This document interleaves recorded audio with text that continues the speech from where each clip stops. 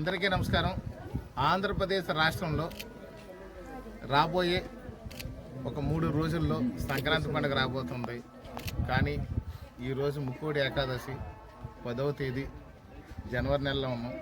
కానీ పశువులకి పండుగ వచ్చింది ఈరోజు.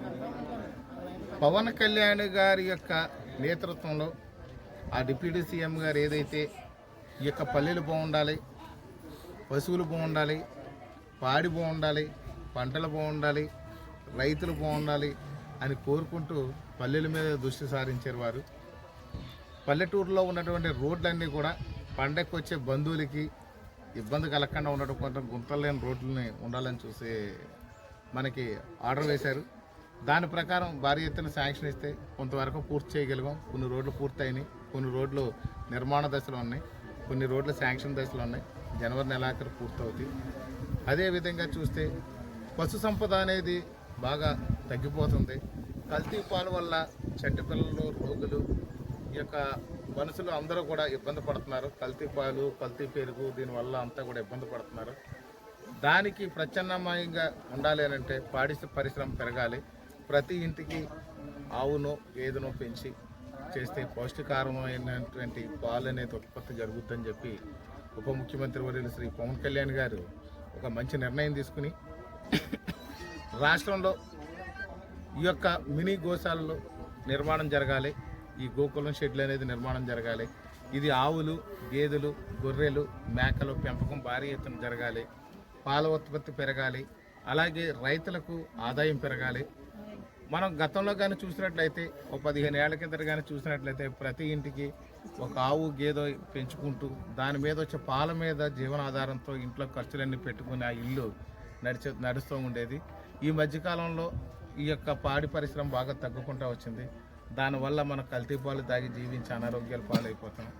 అందువల్ల రైతులు ప్రోత్సాహాలు ఇవ్వాలని చెప్పి ముందుగా మినీ గోకులాలు ఇచ్చారు. ఇప్పుడు ఈ నెలలోనే మనకి మండలానికి కనీసం 100కు తగ్గకుండా ఈ ఆవుల లోన్లు, గేదెల లోన్లు, గొర్రెల లోన్లు, మేకల లోన్లు కూడా ఇస్తున్నారు. ఇవన్నీ కూడా రైతులు ప్రోత్సాహంగా ఉండాలి. అలాగే ఈ యొక్క పాడి ద్వారా వచ్చే ఆదాయంతో ఆ ఇంటి యొక్క గృహిణి కూడా సంపదను సృష్టించవచ్చు. అదేవిధంగా చూస్తే ఈ యొక్క ఆర్గానిక్గా పంటలు కూడా పండుతాయి. పశువుల ఎరువుల వల్ల కూడా పంటలు బాగా పండుతాయి. దానివల్ల ఆరోగ్యవంతమైన ఫుడ్ దొరుకుద్ది.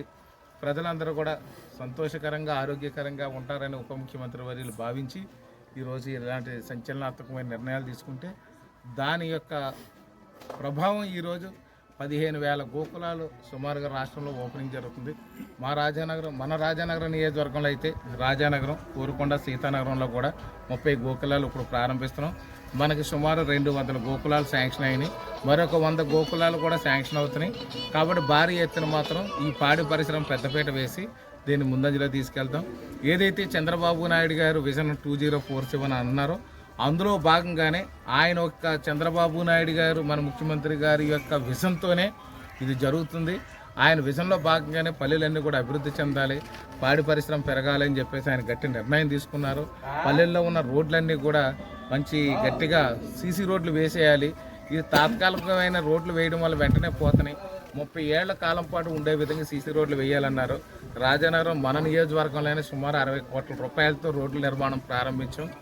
గత ప్రభుత్వంలో దొంగ కొబ్బరికాయలు కొట్టి వెళ్ళిపోకుండా ఈ కొబ్బరికాయలు ఆడావిడ ఏమీ లేకుండా రోడ్లన్నీ కూడా ప్రారంభించాం. రేపు రివ్యూ కూడా చేసి రోడ్లన్నీ చూపిస్తాం.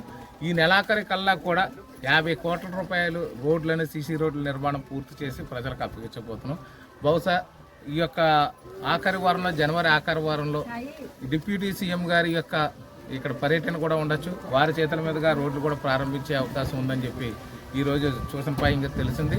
ఖచ్చితంగా మాత్రం ఈ నెలాఖరు లోపల 50 కోట్ల రూపాయలు నిధులతో పోసినటువంటి సీసీ రోడ్లన్నీ కూడా ప్రజలకు అంకితం.